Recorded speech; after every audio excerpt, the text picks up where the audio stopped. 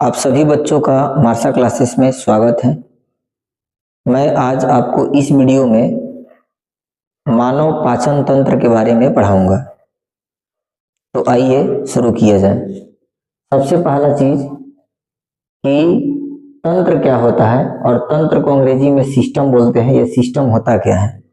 तो देखिए, जब भी आपके सामने सिस्टम आए तो समझिए कि वहां पर एक से अधिक कोई चीज है, क्योंकि कभी भी तंत्र अकेले नहीं बनता है, एक से अधिक चीजों से मिलकर बनता है।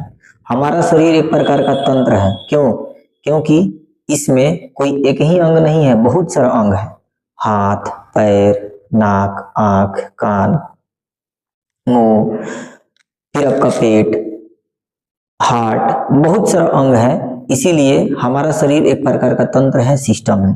तो उसी तरह मानव पाचन तंत्र, यानी मानव के पाचन में, यानी पचाने में, खाना हम खाते हैं तो वो पचता है ना, तो वही लिखे हैं मानव पाचन तंत्र का परिभाषा कि वे सभी अंग, एक अंग नहीं होगा तंत्र में, वे सभी अंग जो पाचन की प्रक्रिया में भाग लेता है उसे मानव पाचन तंत्र कहते हैं। जैसे कौन कौन अंग मानव के पाचन की प्रक्रिया में भाग लेते हैं, यहाँ पर देखिए। जैसे मुंह से शुरू होता है, फिर खाना ग्रास नाली में, ग्रास नाली के बाद आपका पेट में खाना जाएगा, फिर छोटी आंत से बड़ी आंत में, और फिर एनस यानी मल द्वार से बाहर हो जाएगा। जो बेकार पदार्थ रहेगा उसको मल द्वार से त्याग दिया जाता है। तो ये इतना सारा अंग है, भाग ले रहा है पाचन में।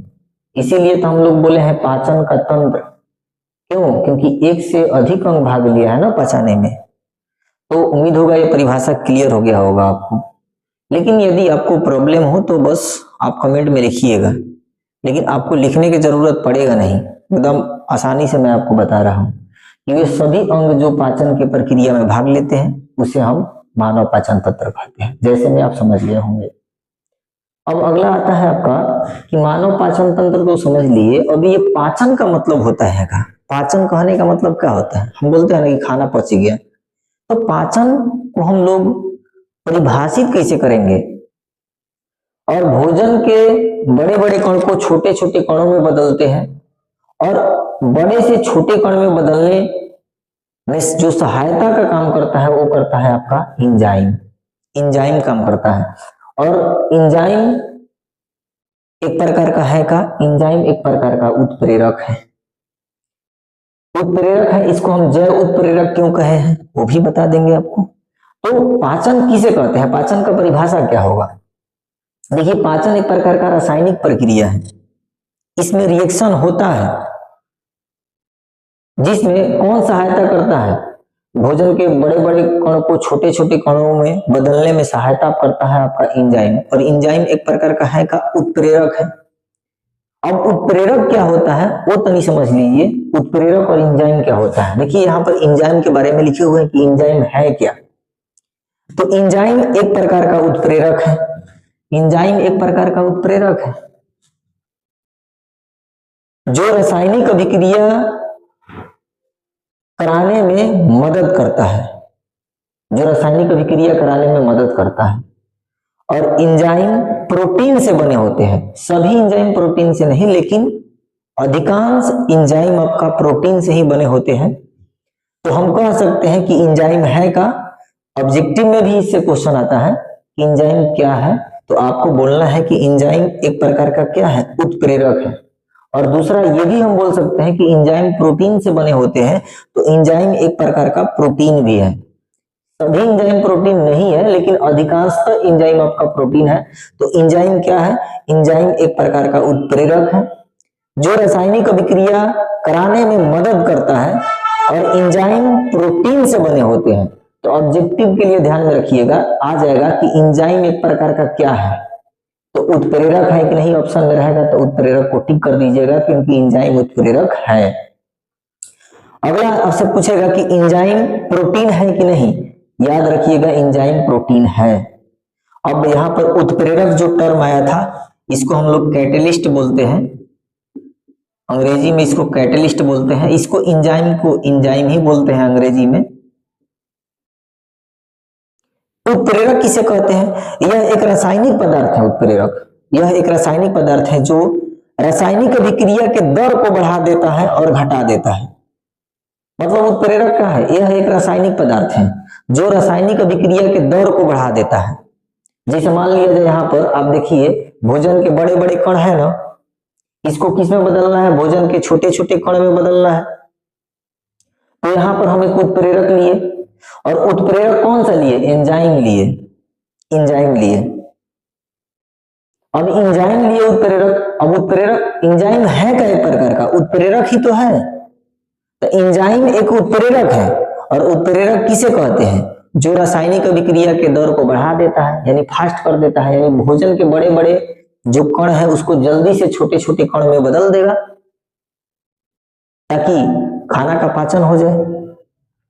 वही यहाँ पर लिखे हैं कि उत्प्रेरक है, यह एक रासायनिक पदार्थ है जो रासायनिक अभिक्रिया के दर को बढ़ाता है और घटाता भी है, और यह रासायनिक अभिक्रिया में भाग नहीं लेता है, और खुद रासायनिक अभिक्रिया में भाग नहीं लेता है, केवल रासायनिक अभिक्रिया के दर को बढ़ा देता है और घटा देता है, खुद रासायनिक अभिक्रिया में भाग नहीं लेता है।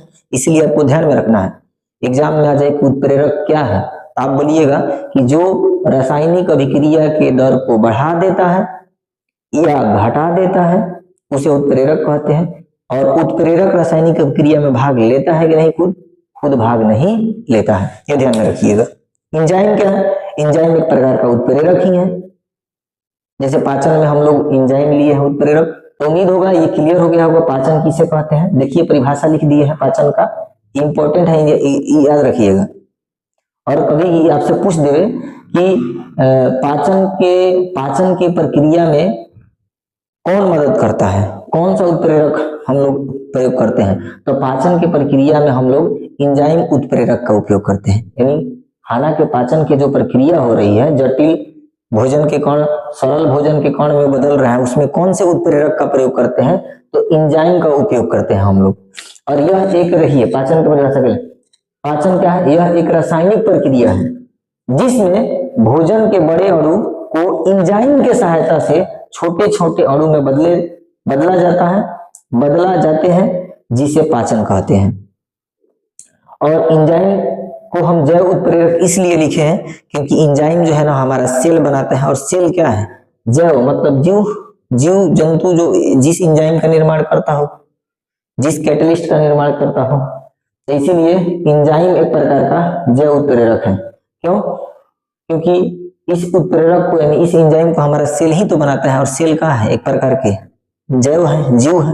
और क्योंकि मानव शरीर के सबसे छोटी इकाई को सेल कहते हैं, और सेल ही हमारा इस एंजाइम को बनाता है, इसीलिए हम लोग इसको बोल सकते हैं कि एंजाइम एक प्रकार का जैव उत्प्रेरक है, क्योंकि इसको बनाने वाला हमारा सेल है, इस एंजाइम को बनाने वाला हमारा सेल है। तो मैं आपको परिभाषा बताया मानव पाचन तंत्र क्या है, उम्मीद हो गया क्लियर हो गया। उसके बाद मैं आपको पाचन बताया, पाचन क्या होता है। तो पाचन आप सिंपली बोल दीजिएगा, जब भोजन के बड़े बड़े कण एंजाइम के सहायता से छोटे कण में बदल दिया जाता है तो उसे पाचन कहते हैं। उसके बाद हमें आपको बताया एंजाइम क्या है। तो एंजाइम एक प्रकार का क्या है? उत्प्रेरक है जो रासायनिक अभिक्रिया पूरा कराने में मदद करता है, और यह प्रोटीन से बना होता है।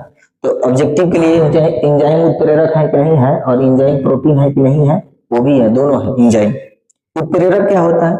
जो रासायनिक अभिक्रिया के दर को बढ़ा देता है और घटा देता है, उसे उत्प्रेरक कहता है, और खुद रासायनिक अभिक्रिया में भाग नहीं लेता है। इसका परिभाषा था कि जो रासायनिक अभिक्रिया को पूरा करने में मदद करता है उसे एंजाइम कहते हैं, और वह एक प्रकार का उत्प्रेरक है और प्रोटीन से बना होता है। इसमें उत्प्रेरक में परिभाषा क्या है कि जो रासायनिक अभिक्रिया के दर को बढ़ाता है और घटाता है उसे हम लोग उत्प्रेरक कहते हैं। आगे पोषक तत्व किसको बोलते हैं? इसको अंग्रेजी में न्यूट्रिएंट्स बोलते हैं। न्यूट्रिएंट्स क्या होता है? न्यूट्रिएंट्स हम जो खाना खाते हैं उसे पोषक तत्व कहते हैं। तो कभी आ जाए कि पोषक तत्व क्या होता है, तो आप सिंपल में परिभाषा लिखिएगा, जो हम खाना खाते हैं उन सभी को हम लोग पोषक तत्व कहते हैं। चाहे आप भात खाते हैं, दाल खाते हैं, कुछ भी जो खाना आप खाते हैं उसी को हम लोग उत्प्रेरक कहते हैं।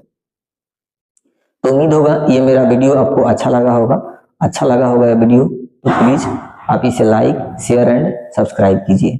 और कोई डाउट हो तो कमेंट में आप उस डाउट को लिखिए, मैं आपको जरूर मदद करूंगा। Thank you.